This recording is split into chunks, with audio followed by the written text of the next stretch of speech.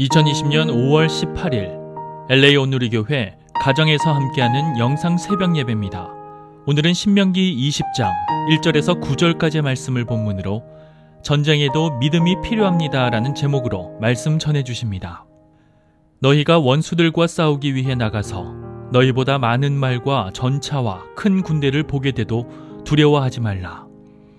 너희를 이집트에서 이끌고 나오신 너희 하나님 여호와께서 너희와 함께 하실 것이다. 너희가 싸움터에 나갈 때는 제사장이 앞으로 나아가 군인들에게 연설해 이렇게 말하라. 이스라엘아 들으라. 오늘 너희는 너희 원수들과 싸우러 나가고 있다. 마음 약해지지 말고 두려워하지 말라. 공포에 질리거나 그들 앞에 떨지 말라. 너희 하나님 여호와께서는 너희와 함께 나아가 너희를 위해 너희 원수들과 싸워서 너희에게 승리를 주시는 분이다. 장교들은 군인들에게 말하라. 새 집을 짓고 봉헌하지 않은 사람이 있느냐? 그런 사람은 집으로 가게 하라. 그가 싸움터에서 죽어 다른 사람이 새 집을 봉헌하지 못하게 하기 위함이다. 포도원을 만들고도 즐기지 못한 사람이 있느냐? 그런 사람은 집으로 가게 하라. 그가 싸움터에서 죽게 돼 다른 사람이 그 열매를 먹지 않도록 하기 위함이다. 여자와 약혼하고 결혼하지 못한 사람이 있느냐? 그런 사람은 집으로 돌아가게 하라. 그가 싸움터에서 죽게 돼 다른 사람이 그 여인과 결혼하지 못하게 하기 위함이다. 더 나아가 장교들은 군인들에게 말하라. 두려워하거나 마음이 약해진 사람이 있느냐? 그런 사람은 집으로 돌아가게 해 그 형제들마저 낙담시키지 않게 하라. 장교들은 군인들에게 이 말을 마친 후 군대를 통솔할 장군들을 세워야 한다. 할렐루야. 오늘도 가정에서 영상으로 예배하는 여러분 주님의 이름으로 축복합니다. 이 시간 먼저 함께 찬양 드리시겠습니다.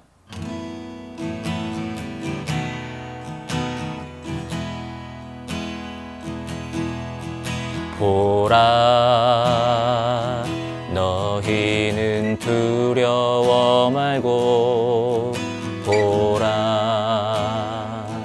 너희를 인도한 나를 보라, 너희는 지치지 말고 보라, 너희를 구원한 나를, 너희를 치던 적은 어디 있느냐? 너희를 억누르던 원수는 어디 있느냐? 보라, 하나님 구원을 보라,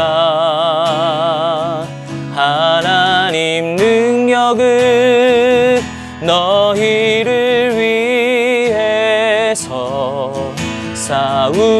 싸우시는 주의 손을 보라,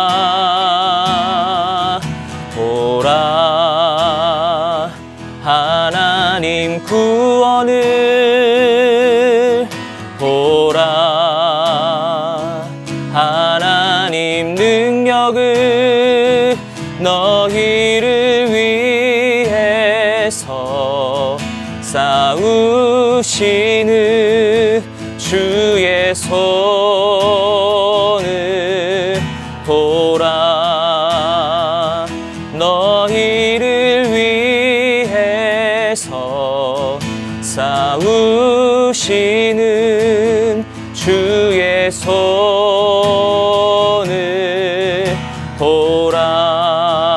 보라. 아멘. 할렐루야. 5월 18일 월요일 아침입니다. 이번 한 주간에도 두려워하는 마음이 아니라 하나님을 향한 신뢰의 마음으로 승리하시기를 예수님 이름으로 축복합니다. 전쟁은 그 자체가 비극입니다. 전쟁을 해서 이겨도 전사자가 생기고 상위 용사가 생깁니다. 정신적인 트라우마가 개인과 사회에 오랫동안 지속됩니다. 그래서 전쟁이 없으면 좋겠는데 인류의 역사에는 전쟁을 해야 하는 상황들이 늘 있었습니다. 부모, 형제, 조국을 지키기 위해서였습니다. 그리스도인들은 평화주의자이긴 하지만 반전주의자는 아닙니다. 무엇이나 그러하듯 동기가 중요한데 악한 세력과는 반드시 싸워야 하고 그런 싸움에는 또한 승리해야 합니다. 오늘 말씀해 보면 이스라엘 백성은 이제 하나의 나라가 되어 가나안 정복 전쟁을 치르고 나서도 그 땅에서 계속 전쟁을 해야 할 때가 있게 됨을 합니다. 그럴 때 그들이 지켜야 될 믿음의 전법을 함께 공부하며 우리의 삶을 묵상해 보겠습니다. 너희가 원수들과 싸우기 위해 나가서 너희보다 많은 말과 전차와 큰 군대를 보게 돼도 두려워하지 말라. 너희를 이집트에서 이끌고 나오신 너희 하나님 여호와께서 너희와 함께 하실 것이다. 너희가 싸움터에 나갈 때는 제사장이 앞으로 나아가 군인들에게 연설해 이렇게 말하라. 이스라엘아 들으라. 오늘 너희는 너희 원수들과 싸우러 나가고 있다. 마음 약해지지 말고 두려워하지 말라. 공포에 질리거나 그들 앞에 떨지 말라. 너희 하나님 여호와께서는 너희와 함께 나아가 너희를 위해 너희 원수들과 싸워서 너희에게 승리를 주시는 분이다. 전쟁에 나가면 적군에 비해서 내가 열세라고 생각하게 되면 두려움이 찾아옵니다. 그때 두려움을 일단 느끼게 되면 전쟁은 싸워보기도 전에 먼저 지게 되어 있습니다. 시쳇말로 두려우면 지는 것입니다. 그래서 전쟁에서는 지상전이나 공중전 못지않게 심리전이 중요합니다. 자, 이번 전쟁에서 자기가 죽을지도 모른다는 생각을 하게 되면 적군은 실제보다 더욱 많아 보이고 강해 보입니다. 그리고 자신은 더 초라해 보입니다. 이것이 바로 민수기 13장에서 이스라엘 백성들이 12명의 정탐꾼들 중에 10명의 부정적인 보고를 듣고 스스로를 메뚜기처럼 여기게 된 것, 그 과정입니다. 이런 두려움이 밀어닥칠 때 우리는 어떻게 해야 합니까? 하나님이 우리와 함께 하고 계시다는 현실을 인식해야 합니다. 이것을 숨겨진 현실이라고 말합니다. 이스라엘은 적이 얼마나 강한가를 보고 두려워할 것이 아니라 눈을 들어 하나님을 바라봐야 합니다. 바로 믿음의 현실을 봐야 하는 것이죠. 하나님이 이집트에서 그들을 인도해 내셨던 그 기억을 새롭게 해야 합니다. 이 믿음을 굳건히 하기 위해서 군종 제사장이 나섭니다. 신명기 말씀에도 보면 채플린이 있었습니다. 이들은 전장에 나가 백성들에게 하나님의 말씀을 선포해서 믿음을 심어줍니다. 승리의 비결은 하나님이시다라는 것을 선포하고 있는 것이죠. 우리의 눈에 적군은 보이지만 하나님은 때로 눈에 보이시지 않습니다. 그러나 하나님의 임재가 느껴지지 않는다 할지라도 하나님은 언제나 우리와 함께 하십니다. 우리의 전쟁에 하나님이 이끄시는 것이죠. 우리의 감정이나 의식을 믿기보다는 믿음을 가져야 합니다. 만일 하나님이 주관하시는 전쟁이시라면 당사자이신 하나님께서 친히 적군과 싸우신다는 것을 알아야 합니다. 여기서 우리에게 적용할 것이 있습니다. 우리는 우리의 삶에서 군종 제사장과 같은 역할을 해야 합니다. 바로 주변에 믿음을 심는 사람이 되어야 한다는 것입니다. 우리가 하나님의 일을 할 때 사람이나 환경을 보기보다 먼저 하나님을 기억하면 좋겠습니다. 그리고 하나님과의 동행을 함께 믿고 전파할 수 있기를 예수님의 이름으로 축복합니다. 장교들은 군인들에게 말하라. 새 집을 짓고 봉헌하지 않은 사람이 있느냐? 그런 사람은 집으로 가게 하라. 그가 싸움터에서 죽어 다른 사람이 새 집을 봉헌하지 못하게 하기 위함이다. 포도원을 만들고도 즐기지 못한 사람이 있느냐? 그런 사람은 집으로 가게 하라. 그가 싸움터에서 죽게 돼 다른 사람이 그 열매를 먹지 않도록 하기 위함이다. 여자와 약혼하고 결혼하지 못한 사람이 있느냐? 그런 사람은 집으로 돌아가게 하라. 그가 싸움터에서 죽게 돼 다른 사람이 그 여인과 결혼하지 못하게 하기 위함이다. 더 나아가 장교들은 군인들에게 말하라. 두려워하거나 마음이 약해진 사람이 있느냐? 그런 사람은 집으로 돌아가게 해 그 형제들마저 낙담시키지 않게 하라. 장교들은 군인들에게 이 말을 마친 후 군대를 통솔할 장군들을 세워야 한다. 2004년에 한국에서 1,000만 관객이 보았던 태극기 휘날리며라는 영화가 있습니다. 여기에 보면 어린 동생 진석이 징집되는 걸 보고 형인 진태가 되찾으러 열차에 올라갔다가 형제가 함께 한국전쟁에 군인으로 가게 되는 모습이 있습니다. 형제가 함께 낙동강 전투에 참여하게 되고 동생을 지키기 위해 영웅이 되어야만 했던 형의 스토리가 나옵니다. 그런데 슬프게도 이 형제들은 서로 나중에 북한군과 또한 국군이 되어 서로 총뿌리를 겨누는 신세가 되어 버립니다. 전쟁이 갖고 온 우리의 아픔인 것이죠. 그런데 여러분, 더 큰 아픔이 있습니다. 바로 군번도 없던 학도병, 소년병의 이야기들입니다. 이겨야 하니까 나이 제한도 두지 않고 모두 총동원시켰던 일들입니다. 자, 그런데 하나님은 그렇게 전쟁을 치르기를 원하지 않으십니다. 우리의 생각에는 전쟁 때 한 명이라도 더 징집해서 군대의 힘이 강해져야 할 것 같은데 집으로 돌려보내야 될 사람들이 있다고 오늘 말씀은 알려줍니다. 그 첫 번째가 바로 새 집을 건축하고 낙성식을 하지 못한 사람들입니다. 두 번째는 포도원을 만들어 놓고 그 과실을 아직도 먹어보지 못한 사람들입니다. 세 번째는 정혼은 해놓고 결혼 날짜를 손꼽아 기다리는 사람들입니다.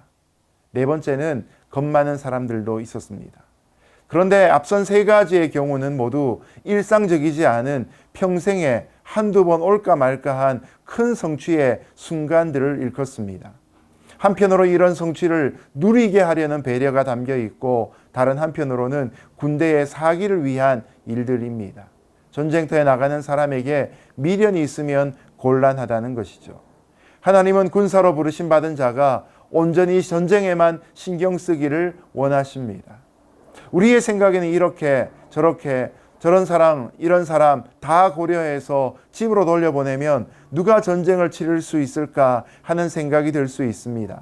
하지만 성경은 이런 하나님의 전쟁은 사람의 많고 적음에 따라 승패가 좌우되는 것이 아니란 것을 분명히 말씀드립니다. 기드온의 300용사를 여러분 기억하시죠? 그 300용사를 뽑을 때까지 하나님은 거품도 제거하시고 인간적인 열심과 열정조차도 제거하셨습니다. 그래서 처음 기드온 앞에 몰려왔던 32,000명에서부터 2,000명으로 줄이고, 그리고 300명으로 줄여가면서까지 하나님은 온전한 헌신자들을 추리셨습니다. 바로 감당할 수 있는 군사들을 모으신 것이죠.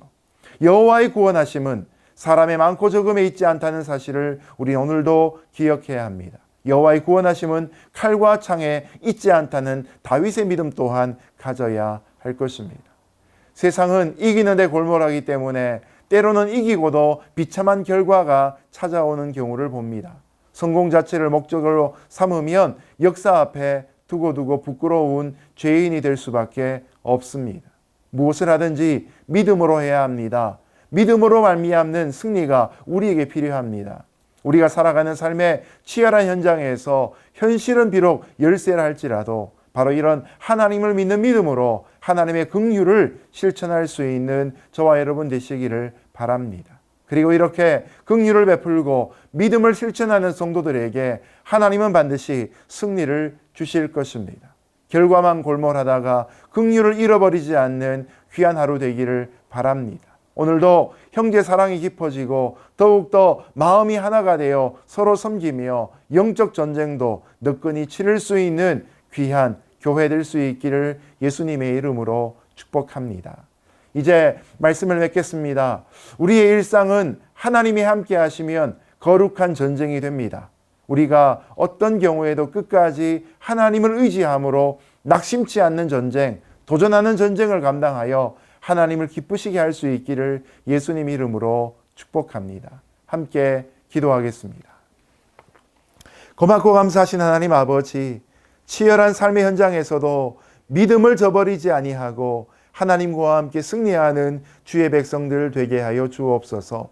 예수님의 십자가가 우리에게 승리가 되는 것처럼 우리의 삶 또한 세상의 방법이 아니라 하나님의 방법으로 끝까지 이기는 자 되게 하여 주옵소서.